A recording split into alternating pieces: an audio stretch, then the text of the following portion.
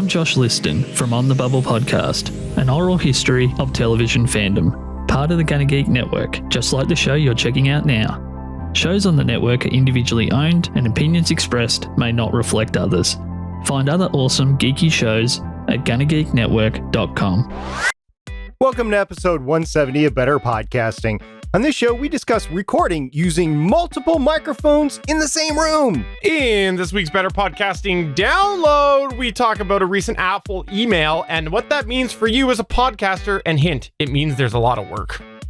And finally, we have... Actually, just hold on. 1 sec, SP. Just hold on. What?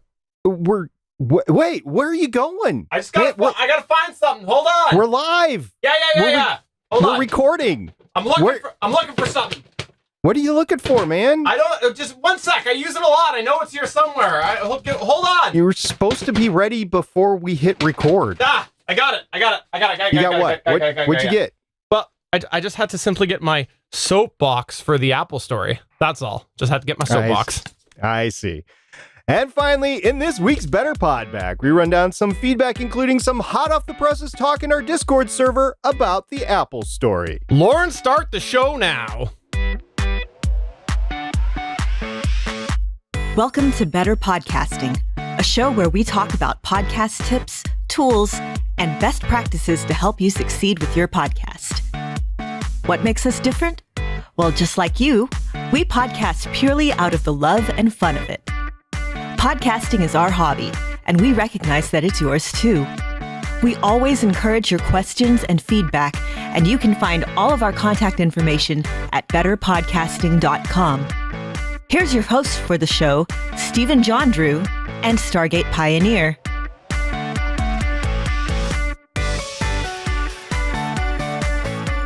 Welcome to episode 170 of Better Podcasting. I am Stephen Soapbox Jondrew, and joining me, of course, is the wonderful, the fantastic, the true talent of this show, Stargate Pioneer.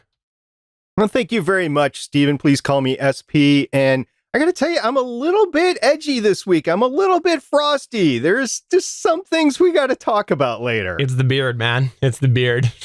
I see. Maybe it's just a little too scratchy and get me irritated. Do you think that's it? Absolutely. But before we get to those things that are going to make SP just lose his you-know-what, we like to kick off our episodes with what we call a How I Saved My Podcast story. This is where something's gone horribly wrong with your podcast, or maybe just a little bit wrong. And we like to start off the show with you telling the story and also talking about how you fixed the problem, thus you saved the podcast. Now, we actually have a How I Saved My Podcast story lined up today, but before we do, we want to just let you know, if you've had something go wrong and you want to share your story, you can get in touch with us through a variety of ways, including just going over to betterpodcasting.com or sending us an email to podcast@betterpodcasting.com. And here's a little sample of what a How I Saved My Podcast story sounds and looks like. Hey guys, this is Garrett from the podcast Good Patron with my How I Saved My Podcast story. My show is all about crowdfunding and how we can become good patrons of the music we listen to. So early in the show, I decided I wanted to interview the head of music at Kickstarter, and that would just be a huge score. I reached out to her and she was very open to doing the interview. I was really excited, but she couldn't do it over Skype. Had to just be a regular phone call, which meant using my work laptop, not my standard laptop, because I can do a voice over IP phone call. So I got all that set up. I'm using OBS to capture the phone call so it can do her as one track and me as another. And I'm ready to go, and the phone is ringing, I'm hitting record, and I'm all excited, and it doesn't look like it did anything, so I hit record again, and we have this really great conversation, and at the end, I go to stop the recording, and you guessed it, I started the recording. It hadn't been recording at all, because I was so excited, I pushed record twice, and I had about a 1 second clip. So I called her back to say, I'm so sorry, I just totally spaced, I ruined it, I don't have anything. And she was willing to reschedule. So we rescheduled for another day, another time. I got a great interview the second time, very similar to the first, but it was good to actually catch it this time. I made sure everything was recording before I even called her. And as a thank you later, I shipped her a pound of coffee from a local roaster here in Phoenix just to say thanks for giving me a second chance. So sometimes the way you save your podcast is humiliating yourself or humbling yourself to say I screwed up and ask for a second chance. And in this case, it worked out. Thank you so much for sending that in. For those of you who don't know, we actually have a full video show companion at betterpodcasting.com. There is a video and an audio version of this musical theater program, we'll call it that. And that was a video clip. So we do really appreciate when people send in their clips, but we really, really, really appreciate when people take the extra time to send us video so that the video viewers have something to look at other than our ugly mugs. So thank you very much for sending that in. SP, I'll let you address this first. I remember the first time I had to call a co-host. Actually, it was 2 or 3 co-hosts, and I said, "Hey guys, I didn't record." And it was a great episode. It was a great episode of Legends of S.H.I.E.L.D. It was in our early days, and I had just taken over the show, and I had to break it to him and said, "I didn't record it. Did anybody happen to record their end?" And no, nobody had. So we're like, okay, we're going to do this one again. And actually, the show turned out better the second time around because we were still getting our feet underneath us. But I can't imagine. I never had to actually call a guest and say, I need to redo this, or somebody I'm interviewing, because I've dropped so many just trying to record. I put so many backups in place that I can always grab a version and work with that. Now, if the audio isn't great, I'm just going to have to tank it. But the first thing I will say, it's happened to everybody. And if it hasn't happened to you yet, it is going to happen to you where you're going to lose a recording. The second thing is backups are your key. And the third thing is if you do have to contact somebody and ask them to do it again, that's not a co-host, a guest, be very gracious about them spending their time with you again. And I love the coffee at the end. I think that was a great punctuation point into the whole process, because if you've got to put somebody through it again, then you might as well do something nice for them. I love the coffee. I think it's such a nice touch to really show your appreciation, and that's a really good way to possibly mend a relationship that might not have been mended. Because let's be honest, if someone's going to agree to do your interview, they probably have a reason that benefits them as well. They're looking for something, right? Like, you know, people go on talk shows all the time because they want to plug their stuff, right? That it's not just because they want to hang out with Jimmy Fallon or Jimmy Kimmel, right? So there's a reason behind that. And so they might be willing to do that a second time just to get that message out there, but they might do it a little bit sour. But you send the coffee and it's like, okay, look, I've mended that. And you're showing how genuinely appreciative you are. So I love it. And I think that it's great. Definitely worth having backups where possible, but sometimes it just doesn't happen. And I will say this, I got to call out SP right now. He says he's never had to say to somebody before that's guested that they lost the recording. He told me that when I was on his show. He said he lost the recording, and I don't know. So would you lie to me? What? What are you talking? Which show are you talking about? Anytime I've been on your show, you've been like, I'm sorry, Steven. I lost the recording. We can't push this out. I had to redo it without you every single time. Yeah. Mm-hmm, that's it. Well, you know, you should get the hint of me stopping asking you to be on my shows because we never publish them. That's just a joke, by the way. It's a joke. But if you got a How I Saved My Podcast story, please do get in touch with us through any of the ways. We would love to hear your story. But let's go ahead and move on to our featured segment before we talk Apple stuff.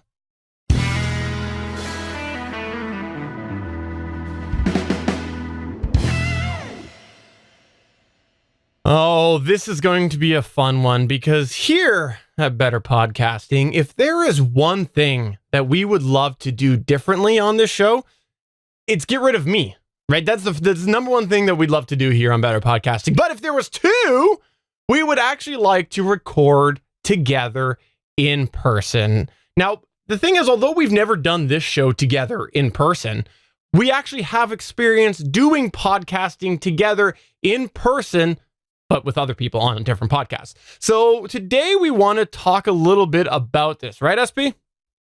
Yeah, there's so many benefits that come from podcasting in person. It's a genuine joy when I actually get to do it because I'm solo podcasting for the majority of time. Heck, even when my son has been in the studio with me, or a friend has been in the studio with me. Oftentimes, we're just one part of the party here, and there is other people across the internet. But podcasting in person is great because you get to see each other's body language, not just a headshot if you're doing video, or no if you're just doing audio. So you can get that body language and you can draw off of it. There is definitely also a natural feel that adds to a layer of passion as you're discussing a topic in person. You can get a little bit more angry because they're seeing your body language. You can laugh a little bit more because you're seeing they're not offended by what you've said.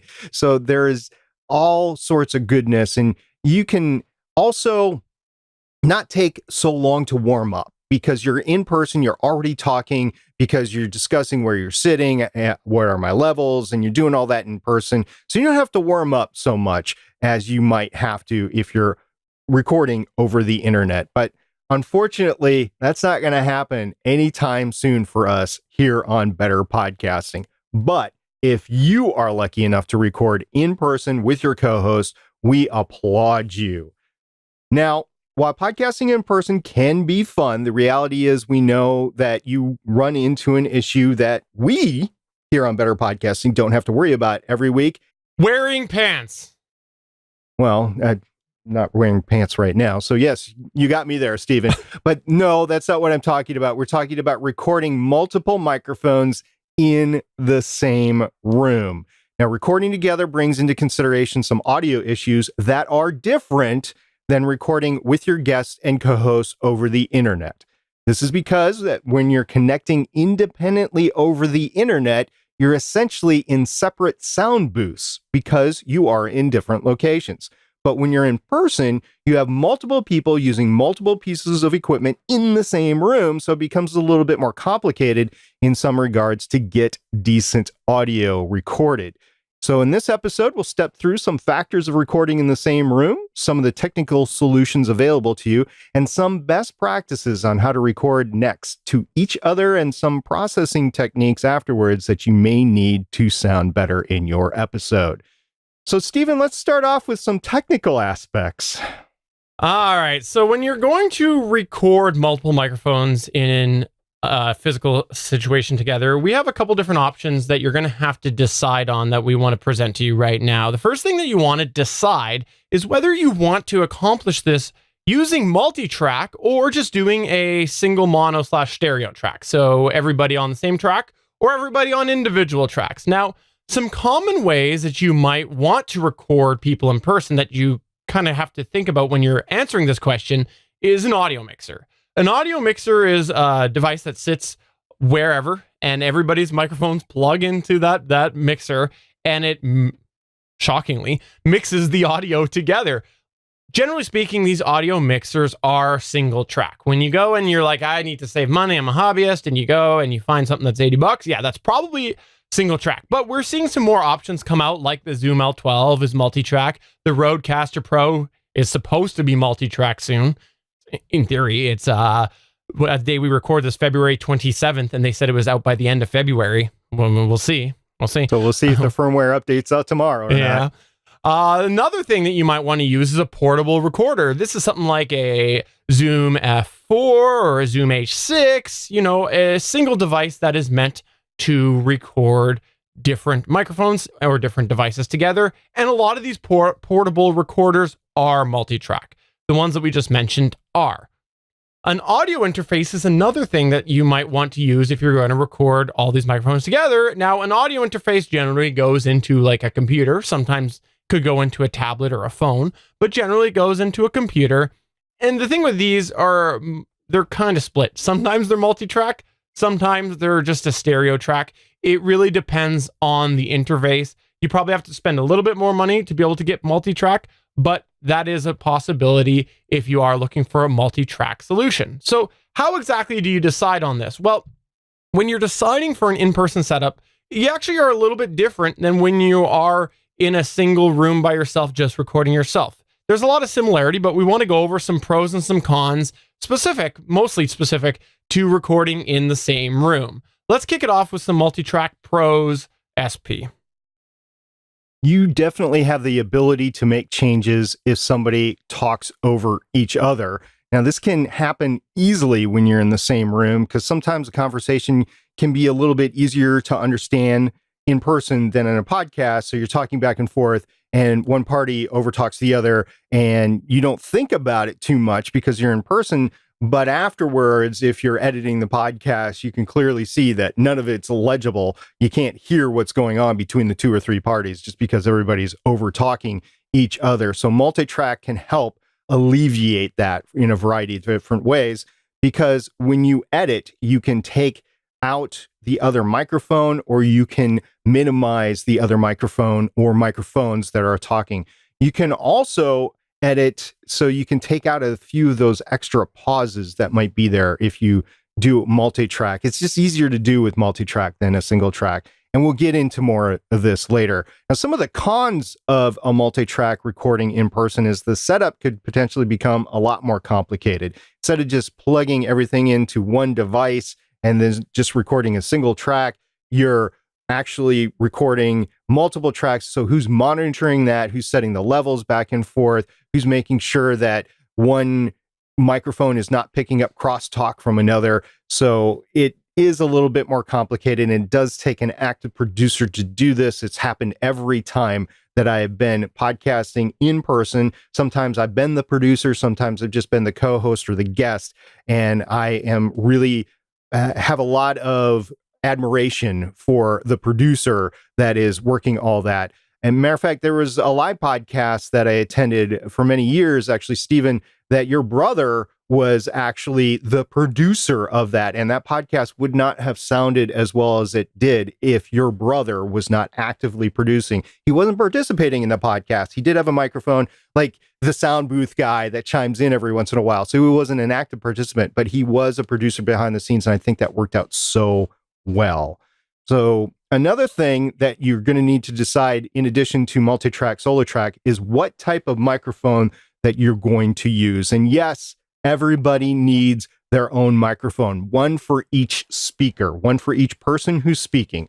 Now, if you're thinking about sharing a microphone, we'll just say it, just don't bother continuing with this episode. Move on to the next segment and just don't pay attention to anything else here, because you really need that one microphone per individual.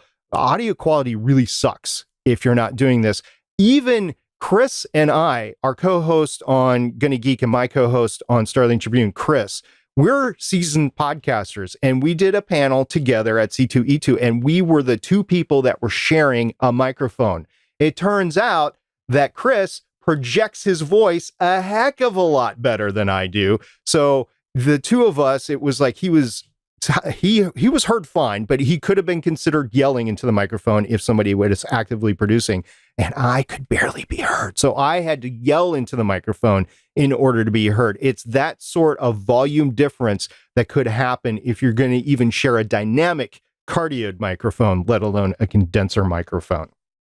So the next type of microphone that we're going to talk about, I've already referred to as a dynamic cardioid microphone. We do recommend that if you're going to have multiple people in the same room, that you use one of these. It's called a dynamic cardioid microphone, and it is the type of microphone capsule that you're using. It's a dynamic, and the cardioid is the pattern that's coming off the microphone. It's a staple of bands, and we're using them in the broadcast room. So you've heard, if you've listened to Better Podcasting before, we've actually just hammered in, if you're going to podcast, use a dynamic cardioid microphone for a hobby podcaster, because you're not going to be in a soundproof environment.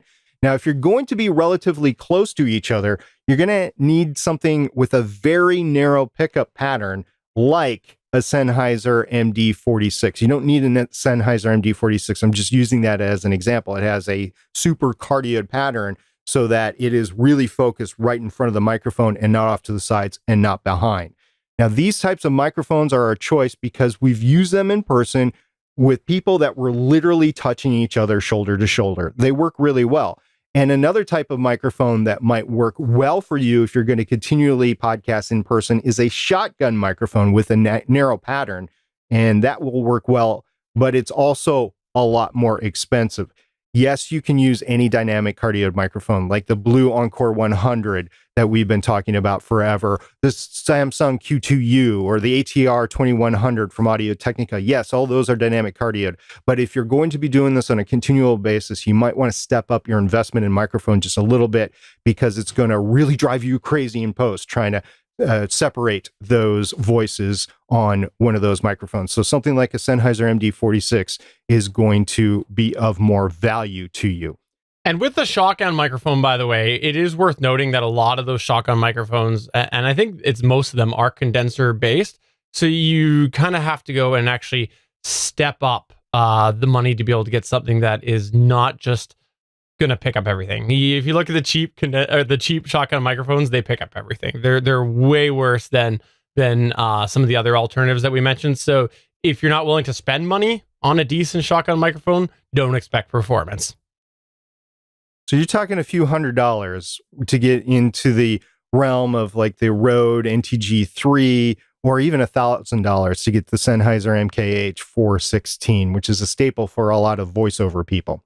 In any case, the other type of microphone that Stephen just alluded to is a condenser microphone. We usually don't recommend condenser microphones for a hobby podcast setup because of the soundproofing needed and the fact that you're not used to using that type of equipment. So condenser microphones can be very good microphones because they're powered microphones and they pick up everything, but that's the problem. They pick up everything. So if somebody's doing the dishes right outside that door right now, you'd probably hear it with a condenser microphone. But with this dynamic cardioid microphone that I'm speaking into, you can't hear the people banging the dishes in the next room.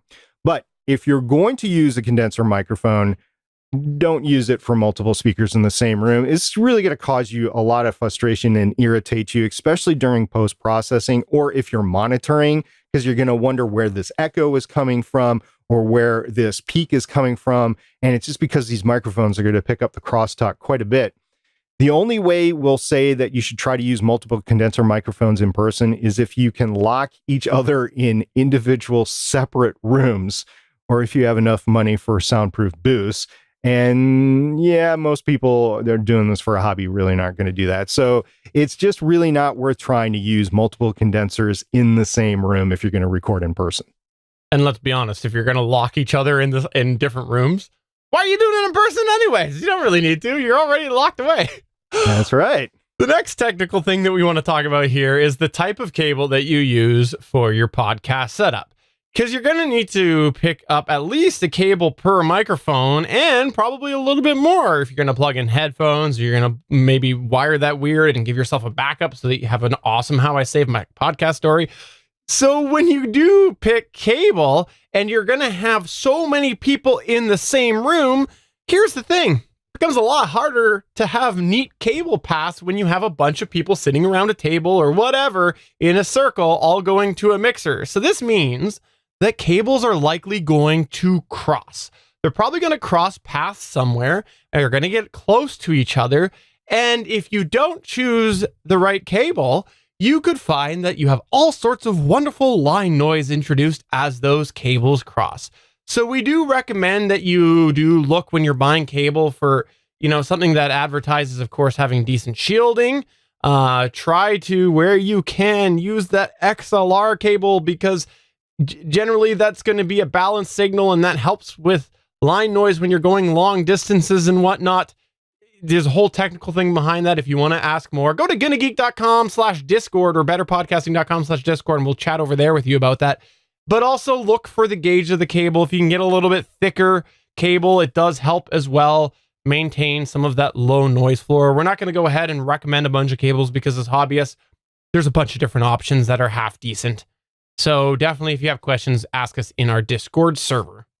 This next thing is something that I know is near and dear to Stargate Pioneer because he's such an organizer, right, SP? I do have a label maker, so we're going to talk about labeling. Yes. For ease of use for your equipment and to understand where all the equipment is going to and from in a multiple person setup, we do recommend labeling. And when I say labeling, I mean label everything. You want to label your cables. You want to label the channels on your mixer or your interface or your recorder, whatever it is, with the microphone number, or if you're a pretty static group, the person that usually uses that microphone.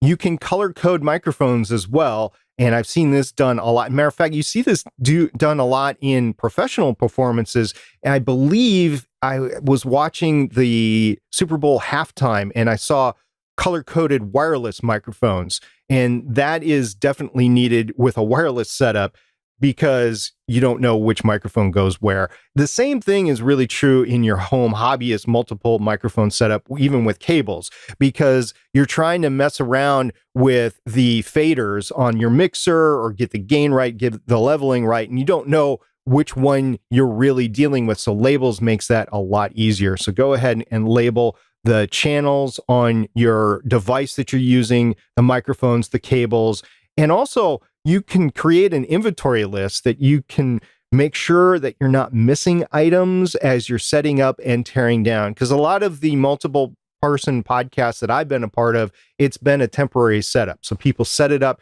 and they tear it down and they revert the room back to whatever it is, a pool table, an office, a game room, a living room, dining room, whatever. Or if you're at a convention center or a hotel, you're doing that same sort of thing. So you want to make sure that you don't forget things, and labeling things is a way to do that, and also creating an inventory list. And you can use it as a checklist when you're setting this stuff up. Yeah, and also you can make sure that your dirty, rotten co-hosts aren't stealing your stuff, right, SP? That's a concern you have with me.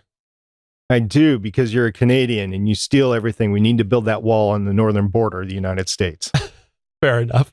Another thing that we want to talk about that you might possibly consider using is a hardware gate. A hardware gate is a piece of equipment that essentially will plug into normally your microphone. So your microphones go into the hardware gate, and it essentially is an auto mute. That's the best way to think about it. When somebody's not speaking, it ends up closing that signal so that you don't have it making any noise. Now, this can be helpful because it can often help prevent crosstalk between the different channels. Because you are in a setup where you might end up having one microphone pick up a neighboring person, the hardware gate can help prevent that, where it ends up essentially closing when it's not getting a strong enough signal, thus eliminating potential crosstalk. So a hardware gate is something that a lot of people do use when they've got many people in the same room. So we've discussed a lot of the technology, the equipment that is particular to recording multiple people in the same room. We're going to move on to the actual setup itself. How are you going to use all this stuff? And the first thing that we're going to try to help you with is to mitigate reverb or echo. Now, this is one of the things that if you're recording multiple people, it's one of the best things to do is try to reduce the echo or reverb in the room. And this is because when you're going to have more than one microphone in the room, they're likely facing different directions, meaning there's essentially more of the room noise that's mic'd up. There are different ways to try to reduce this. Using a carpeted room is obviously the first one that I would recommend. If you had to have your choice between the dining room with hardwood floors or a great room with carpeting on it and a low ceiling, I would say the great room would be a better place to mic everybody up because the floor is not going to bounce audio back and forth. So that's number one. Number two, if you can choose a place that has limited windows, because windows are nice flat surfaces that will bounce audio waves off them pretty easily, that would be good too. So if you have your choice between the great room that's carpeted with a low ceiling and maybe a basement room that's carpeted with a low ceiling, the great room has a lot of windows in it. The basement room has maybe one window or no windows in it. The basement will probably be a better place for you to go. And then another thing to consider, and yes, even though we've been talking about using dynamic cardioid microphones, which should get you out of audio treatment, you might need to place some audio treatment around the room to mitigate that reverb. This is foam treatment that you've seen, those little foam panels, perhaps a moving blanket that you put up in a particular area because sound waves are bouncing back and forth off of it. Or if you happen to be in a room like mine, if you've ever seen my room without my backdrop up, I've got a bunch of bookshelves back there. Those bookshelves act as a tremendous sound trap because those books just soak up all that audio. and trap it behind them in the shelf. So if you do have books, like if you're doing a geeky podcast and you have a lot of comic books out, then, that would be a great place. And bookshelves with comic books, that would be a good place to record. You know what I do? What's that? I have younger kids, and as you know, younger kids make a lot of friends. So I just have them invite all of their friends over, and I get the heaviest winter coats and whatnot that I can find, and I put them in those, and they all stand around me, essentially just making a bunch of sound deadening. So that's what I do, is I just use the kids to be my sound baffles. Obviously, they don't have child labor laws up by where you live. And another thing that you want to prevent is opening and closing doors, cupboards, dishwashers, refrigerators, grills, that sort of thing. You don't want banging pots going around when you're recording. So that is just ambient noise that you want to reduce. And if you're recording with an open door, that allows sound to travel out and in. Same with a window, sound is traveling out and in. So you want to avoid that. Moving on to the microphone use itself. We've talked about this before, but we're going to reiterate it here because it is important. The microphone position itself is important. You want to try to face the microphones away from each other as best as possible to reduce that microphone bleed, because you don't want one microphone picking up what another microphone is picking up. For example, if you're podcasting in person with two people, you want to actually face each other. That means that you are speaking into the rear of your partner's microphone and vice versa. So that will reduce the amount of microphone bleed that's there. And you want to make sure that you use good microphone technique. What is that? Just to reiterate, we've talked about this before, but each person should have the microphones close enough to their mouth to reduce microphone bleed. You're talking somewhere 4 to 6 inches. We usually say you might want to get a little closer. I remember the first podcast I did in person, the producer, he said, eat the microphone. So literally my mouth, my lips were on the foam as I was talking. And what he did to mitigate that cross bleed, I was wondering why he did that, by the way, for years, but it's come to my attention that what he was doing is he was reducing the gain so much that if I had backed off of that microphone, which was the Sennheiser E835, by the way, so it was a dynamic cardioid microphone, if I backed off that microphone, he wouldn't have been able to hear me as well. So I did need to eat the microphone. That's a little excessive. I don't think that I would recommend that, but I would recommend getting maybe a little closer, because normally we say 4 to 6 inches. I'd say 2 to 3 inches away from the microphone, and make sure you're on the microphone the entire time in order to get that done. So the next point is obviously reduce the gain as much as possible. You don't want to crank the gain, because cranking the gain will not only bring in a lot of ambient and noise room, which we've already talked about, but it will also bring in sounds from the other people that are speaking and recording with you. So you want to lessen the gain. You want to have enough gain so you can hear the individuals, but you want to have as few of gain as possible, as less of gain as possible, because you don't want to overdo that at all. So, Stephen, there's another thing that they can do, and it involves where the microphone sits. Yes, we absolutely recommend that you use stands where possible.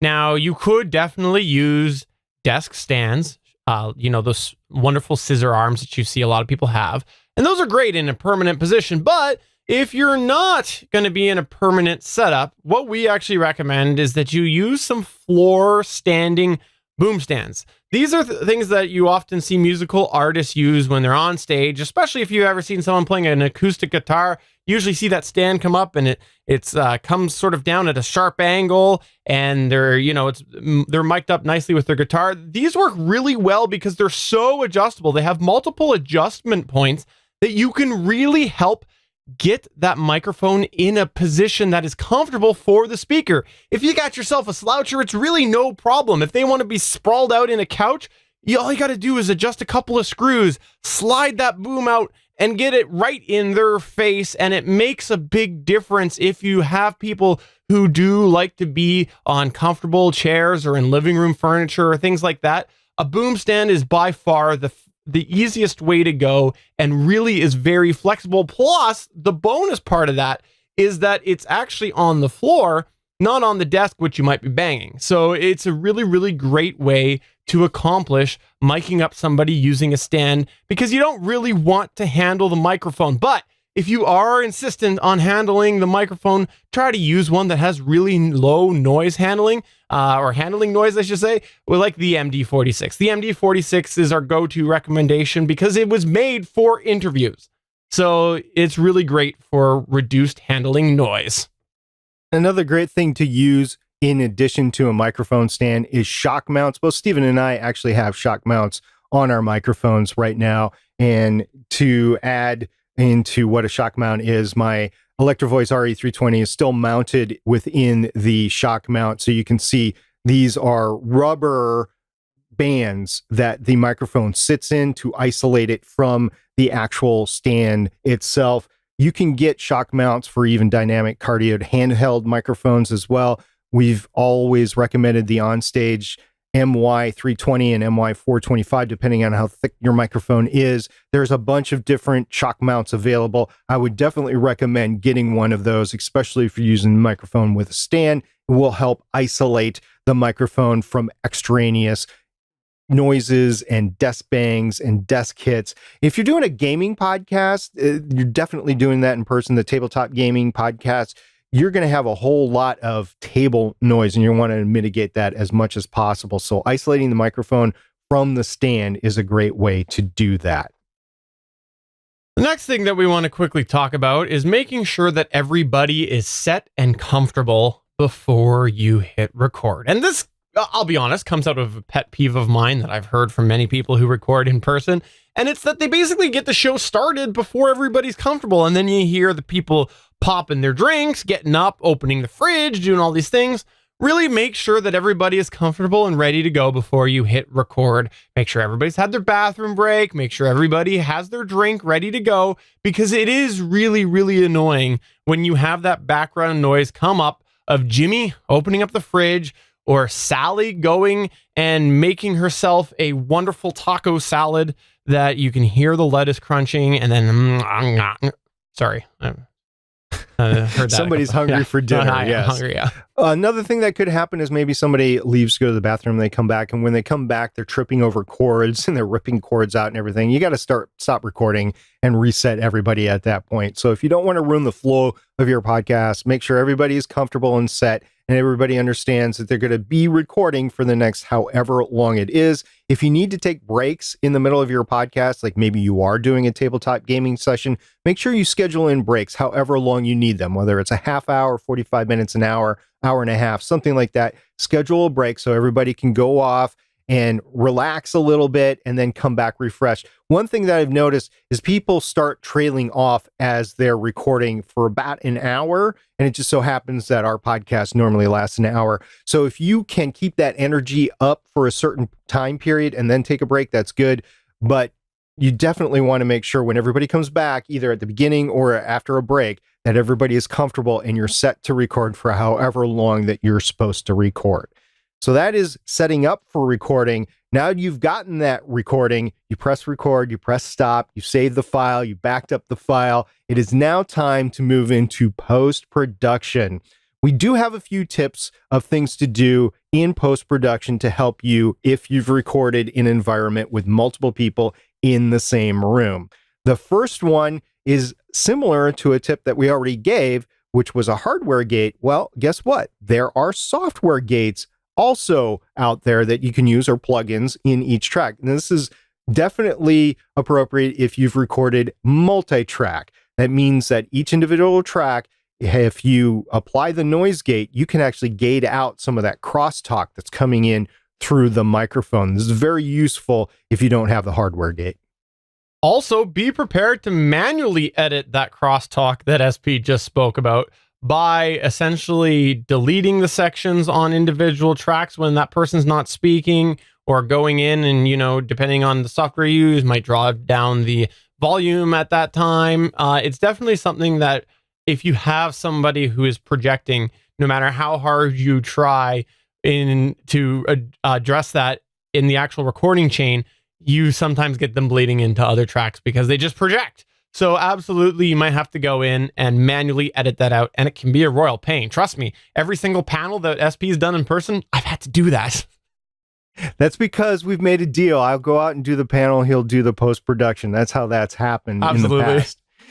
Now, another thing to keep in mind, though, if you're recording in person, remember what we said at the beginning, there's a lot of energy going back and forth, and there's a lot of great conversation, maybe arguments or laughter.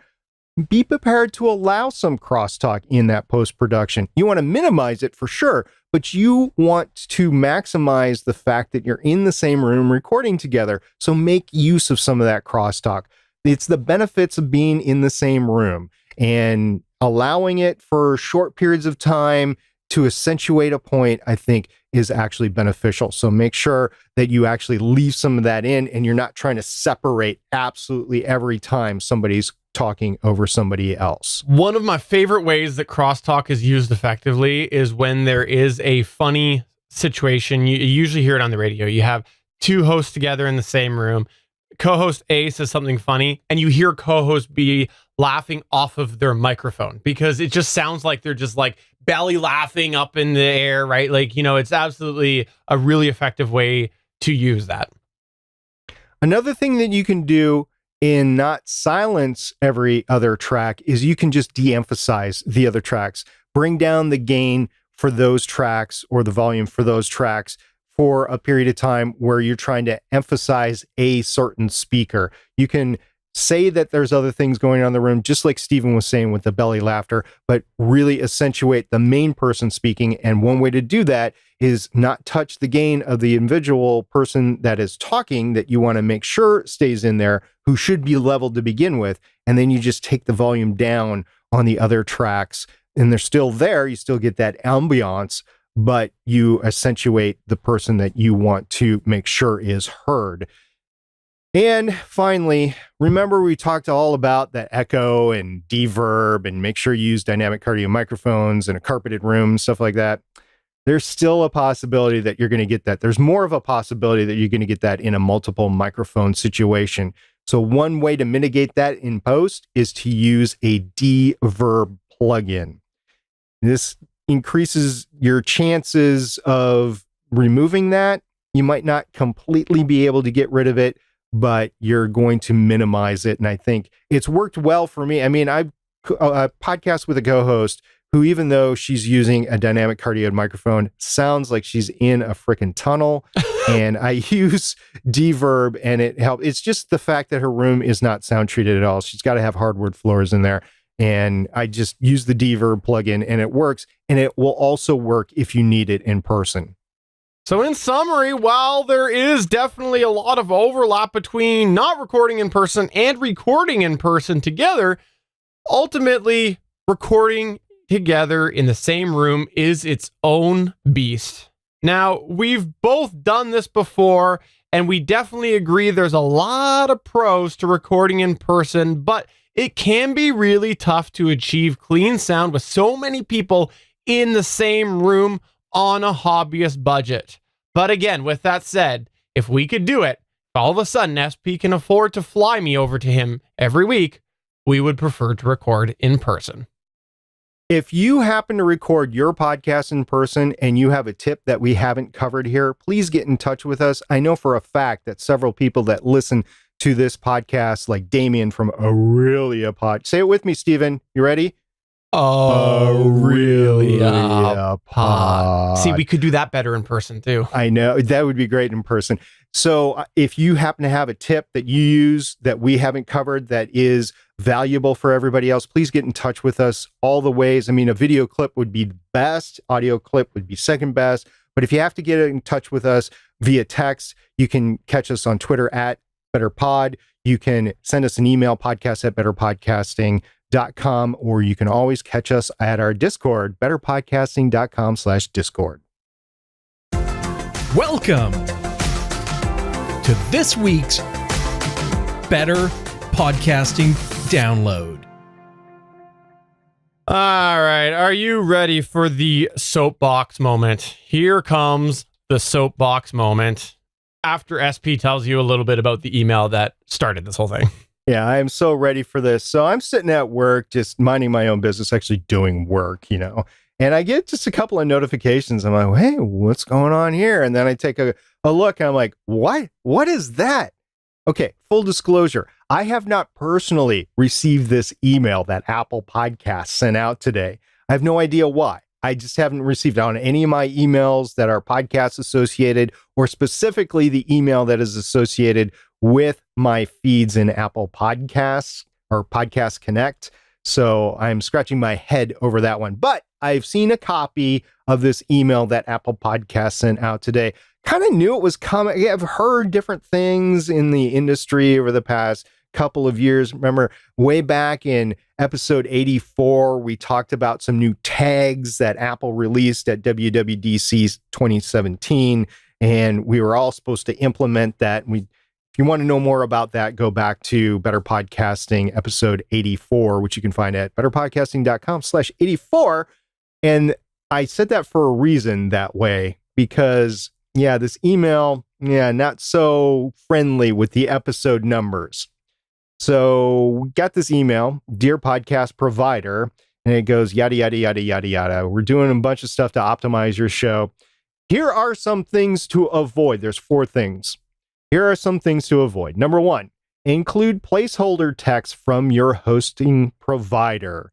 For example, you don't want insert description here left in there. You actually want to either fill that out or delete. I think they would prefer you to fill it out, but don't leave the automatic, hey, here's where the description go, or here's where your title go, or here's where your author goes. You don't want that. You want the actual information in there. So that's number 1.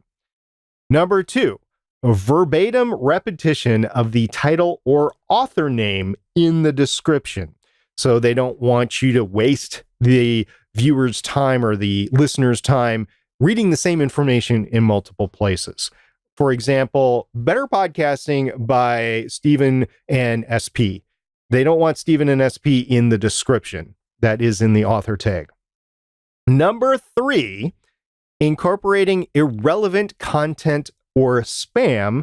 So we've talked about this before. You don't want to keyword stuff, and that will get your podcast removed from Apple Podcasts. We've seen it happen to a bunch of actual podcasters about podcasting, and it was not pretty over the past year.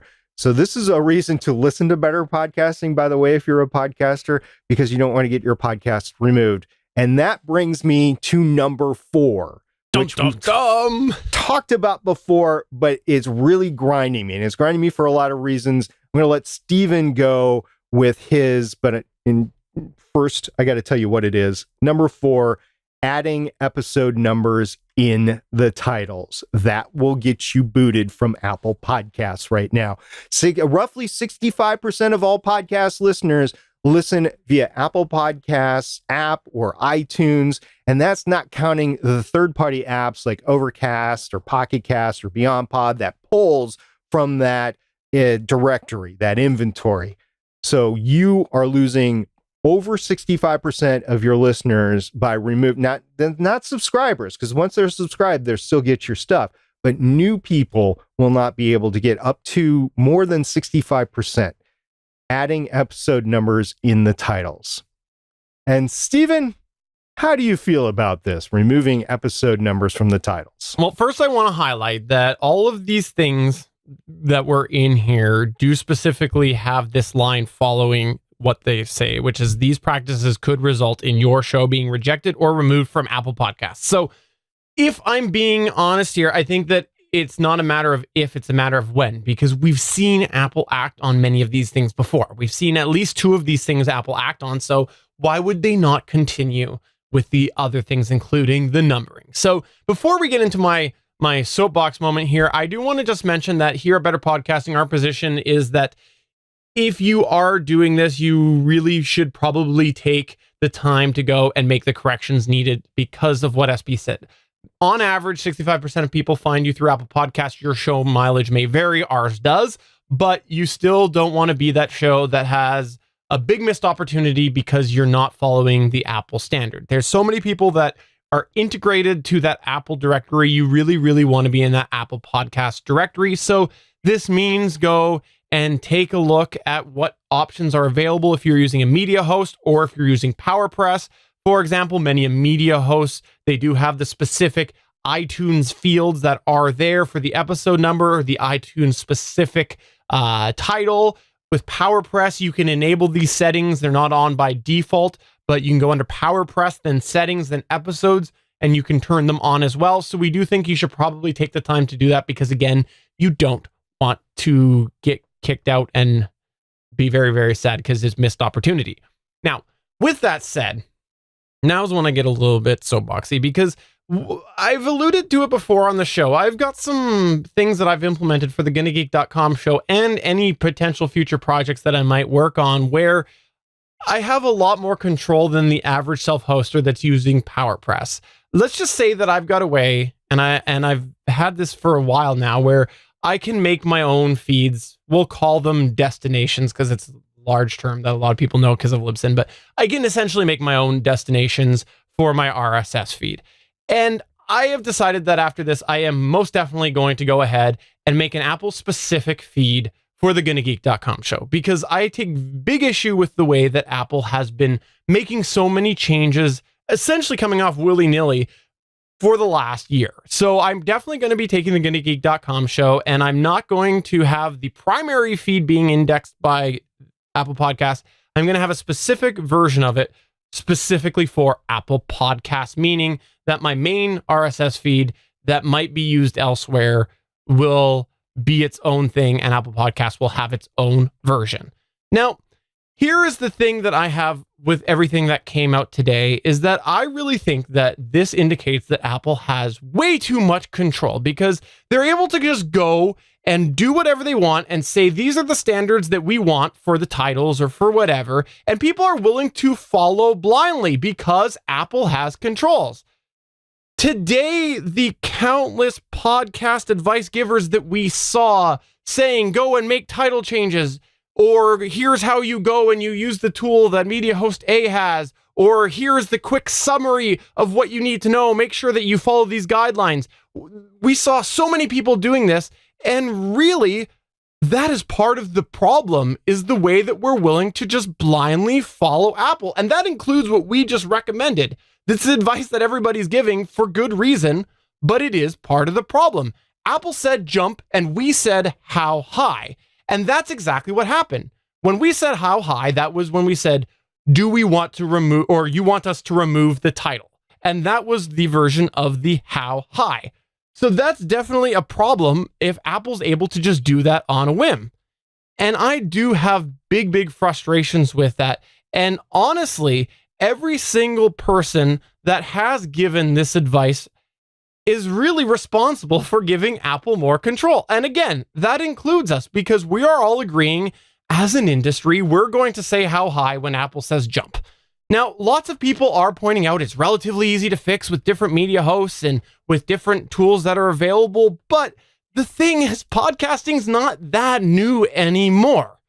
So there are people who have been doing shows for many years, including us here. I've got 277 episodes of the GonnaGeek.com show, 170 episodes of Better Podcasting. SP, how many do you have? Over 270 episodes of Legends of S.H.I.E.L.D., over 230 episodes of Starling Tribune, 50 episodes, give or take, of Voices of Defiance, and about 85 episodes of Long Box Edition. So really, we have to go in now and manually edit out episode numbers from all of our titles that are affected by this. Now, don't you think that we'd rather be doing something else with that time?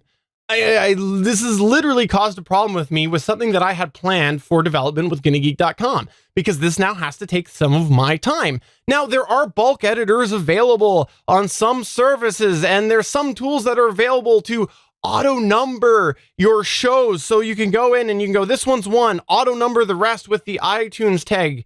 But the thing is, if you've added bonus content, or you've deleted an episode, or you've done anything else where you have messed up that order, then that auto tagger won't work. And there's a lot of people that have done that, where they've just tossed in a bonus episode without having a number. So that auto number doesn't work. So again, they're going and putting in manual keystrokes.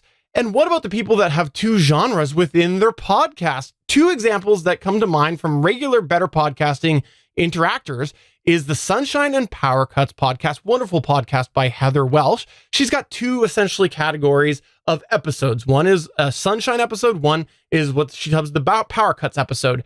And the way that she's got numbering in there is really easy to differentiate which is which. So if you only really care about one of them, well, first off, shame on you. You should definitely listen to them both. But if you do, you can skip over the ones that you don't care for. And another example was Damien in our Discord. He does a bit of gaming podcast, and we'll leave it at that.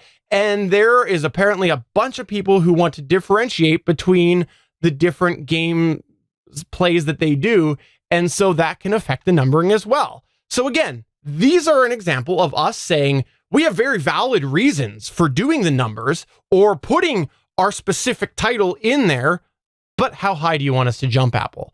Now, the only way that we can go ahead and say, no, Apple, I have bad knees, I'm not going to jump, is if we start to take back some of that control. And honestly, as podcasters, I do think that we need to start taking the initiative to encourage the big players in the podcasting field to make changes to pull back some of that control. And I think one of the best ways that we could do that is if, as an industry, we start moving to a platform where the primary feed that is listed on a media host or generated by a self-hosting option is not the one that caters to Apple. If we were to do that, we end up saying the primary feed that we're advertising is not the one that we are accommodating to Apple. We are going to go and take the Google Play method, because remember, when Google Play podcast came out, they created a bunch of tags, and most of the industry said, okay, we'll make a special version of that. We'll make a special version of that feed so that that feed has those tags. And if we do that for Apple, now, when we're looking at things like developers looking at RSS feeds, they can go and develop based off of a universal standard, not the standard that Apple has created. When we go and we shove all of those tags in there that Apple is saying, then what ends up happening is developers now also have to cater to Apple. So there isn't an easy way for those developers to unlink themselves from Apple because the main feed is accommodating Apple. And I think that would be a big first step. Now, one thing that I kind of thought of hypothetically, let's say that a developer has gone and found a way that they read the title. They recognize a lot of people put the number in the title. So they read the title and they pull that information out. So for whatever index they have, it's pulling out that episode number from the title and it's going, okay, now I can go and index that as a number in a separate column. Well, now all of that hard work that that developer did to be able to read that is going to go ahead and be gone because people are now going to start pulling those numbers out of the title. Now, if you're thinking that sounds far-fetched, keep in mind, Apple has been filtering the podcast name and the number for a while out of the start of episode titles. So that technology isn't that hard to do, to read that, identify that, and pull that out. So I really think that this is something that we really should try to pull back some of that control and stop letting Apple Podcasts dictate what's in the main feed.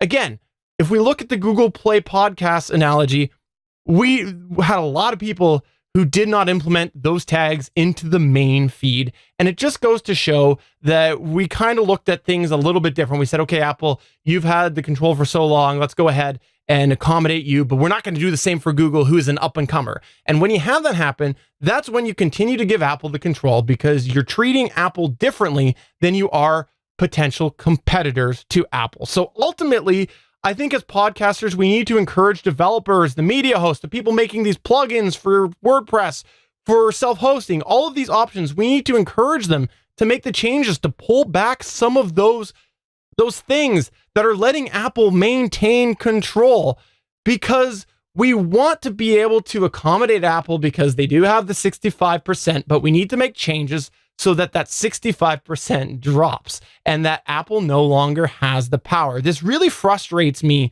that Apple's able to go ahead and do these and just dictate things willy-nilly, because right now, the way we're handling it is essentially we're saying that any non-Apple platforms essentially are going to go ahead and have to play second fiddle to Apple and use the default tags and incorporate anything that Apple ends up deciding to dictate into their practice. So if all of a sudden that developer that I mentioned earlier does have this wonderful script that reads those titles, well, now they have to go, okay, Apple, We will go ahead and we'll accommodate what you say and continue giving you the controls. So I absolutely think Apple has too much power, and we need to start making changes so that that power can be reduced. So that's my soapbox moment. I take really big issue with this because there is so many people who now have to put endless keystrokes in to delete things. And think about the grandpa who just got into podcasting that does the chicken packing typing. It might be easy for you to go in and put a couple keystrokes in. That grandpa or that person who is new to computers might end up actually having to go backspace, backspace, backspace, backspace, backspace.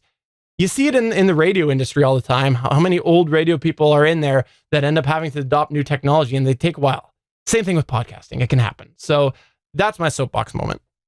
A big concern of mine, additionally to everything that Steven said, is why is Apple doing this? I don't think Apple is doing this on their own unless they just want everything to look pretty in their app or on iTunes. I think what's happened, and this is speculation on my point, I think what's happened is one or multiple users of podcasting came to Apple and said, we want you to change this because seeing those episode titles just irritates us and we want them gone. Now, whether that's a big podcast company, say like NPR, or it's and I don't know if NPR has done this or not, or if it's a distribution hub in addition to Apple, somebody with a lot of money in the podcasting space, in my opinion, has gone to Apple and said, let's change this. And Apple said, oh yeah, this is a good idea. And they did so without really canvassing all their users. And it's causing a lot of people a lot of pain. Now, just to be clear, what we're talking about is not the title of your podcast or the, I guess it's just your title. What we're talking about is the specific iTunes title. It's a tag called iTunes title and a tag called episode number within iTunes. Those are the two tags that we're talking about. You're supposed to be able to use the episode number in Apple Podcasts through this tag. It's not available yet. I'm hoping it's available soon because we have to take it out of our titles. And like I said at the beginning of this segment, go to betterpodcasting.com/84, episode 84. That is where we talked about this to begin with. And now, without this episode number available in Apple Podcasts, people are like, what do you mean episode 84? I can't see episode 84. I don't know what you're talking about. And that's what grinds me. Also, what we are talking about is the iTunes title, not the main title. So it is a separate Apple-related title that you can keep separate from your main title. So you could still mainly title your show in the main title with an episode number if you want. You just can't do that or the podcast name in the iTunes title. And while I've removed like Legends of S.H.I.E.L.D. from the iTunes title, I still had LOS 270, LOS 200, LOS 230 in there. I've had to remove those because I don't want my podcast removed from Apple Podcasts. We're going to have to do the same thing with Better Podcasting. I'm going to have to do the same thing with all the other shows I did. Fortunately, I am on Libsyn, like Steven said, and I have a mass editing tool available that I can make it easier to go do. But it's still time. It still took me to do 270 episodes of Legends of S.H.I.E.L.D., which I did right before this show, took an hour. Yep. And it still takes time using their mass editor. And the other thing I think is worth considering is that every time Apple does this, it makes the process more complicated. You have people are highlighting the iTunes specific tag or the Apple Podcast specific title tag that's so many places. That's an extra title that somebody has to enter in. And every time you add an extra tag, the whole reason behind media hosting, the whole idea behind simplifying things becomes more complex. You're adding more tags. So again, Apple, we go ahead and accommodate Apple all we want. And the more we accommodate them, the more likely there's going to be more tags.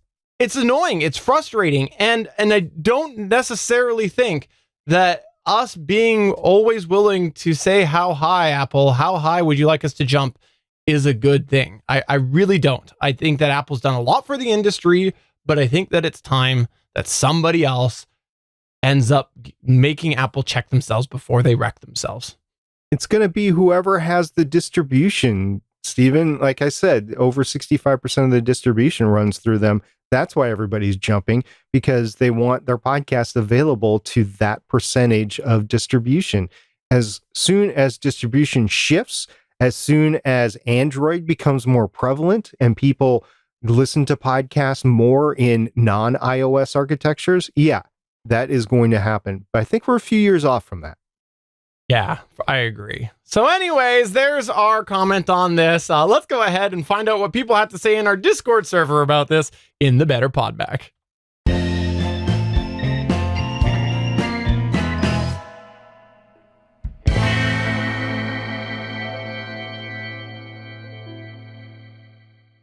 All right, so this just came out today, of course, that we were recording this. This all happened within the last couple hours. So I'm sure we're going to have a lot more feedback in the Discord server in the next couple of days. But here's a few highlights that we pulled from this afternoon. Zachary Webb said, Apple Podcasts just send out an email about the guidelines for shows, titles, authors, and episodes. That was how the whole thing got kicked off in the Discord server. So Zachary, thanks so much for sharing that. To which we had TGM4883 say, does Apple have a page somewhere I can review that? I'm going to need it in the next couple of weeks. And there was some back and forth. And guess what? At the moment, we didn't see a page, but I'm sure there will be something in the future that gets published to their help document. We had Newsreel respond to a couple of my comments that I had, telling me to, quote, calm yourself, Stephen, end quote. I'm cool with that. That's cool. I'll calm myself. Yeah, I probably would have been flying off the handle too, but I don't have Discord available at work, so I couldn't fly off the handle. Fair enough. We also had Waffle say, and this is why I only point people toward my website. If Apple decides to hate me, I don't have to hope people get the message to look elsewhere. Good point, Waffles. It's always good to tell people to go to your website. Like we say, betterpodcasting.com. Damien the DM said, this sucks. Everyone, including myself in my actual play Discord, is in a tizzy trying to figure out how to rename things. Some of us want to be cheeky and do Roman numerals to see if Apple didn't think of that. I don't know. Good luck, basically. Like I said before, I had my episode numbers for Legends of S.H.I.E.L.D. as LOS episode number, and I took that out because I just didn't want to chance it. Heather also responded, and she said, if they do get displayed somehow, then that's something. Otherwise, my podcast concept gets even more confusing, and I don't want two separate shows. She's talking about the episode numbers. Like I said, LOS 270, she's got similar naming conventions for numbering in her two split shows in her one feed, and I'm not sure that's going to be allowed or not. Like I said, you could try it, but I took mine out just because I don't want to deal with having my show removed from Apple Podcasts and then have to fight to get it reinstated. We've seen before with the keyword stuffing that this took days to get resolved for each individual show, and that's once you figure out that your show's been removed. So it is a delay in that. So I just decided to play it safe. That doesn't mean that you guys can't. If you want to use Roman numerals, if you want to use that naming convention with the letters and numbers, you can try it. I'm saying that I'm not going to try it. I'm being risk adverse, and I'm removing that. Yeah, so if you got something that you want to say about this, please get in touch with us through any of the ways. I don't think that necessarily some of the reasons behind wanting to have some extra tags is a bad thing. I think there is some modernization that needs to happen, but I do think that the handling of this and the way that Apple can do this and has done this many times without saying anything is a problem. So we want to know, do you disagree, agree with us? Let us know, and then maybe we'll conclude your feedback next time on episode 171 of Better Podcasting. In the meantime, check out this and other full episodes at betterpodcasting.com. You can find all of the notes to do with this at betterpodcasting.com/170. SP, that was a fun episode today. I sure went on a rant. I rant, but usually not that long. It seems like a lot of big news happens on Wednesdays right before we record, so we've been lucky in that fashion, but I am looking forward to not getting this spun up about something in the podcasting industry in the future. Agreed. So for episode number 170 of Better Podcasting, I'm Stephen Jondrew saying, wow, you listened through the rant or you skipped over it. Either way, kudos to you. And I'm SP saying, remember, watch that crosstalk when you're talking in the same room as your co-host. We'll see you guys next week. Bye. I'll take my soapbox down. Good idea.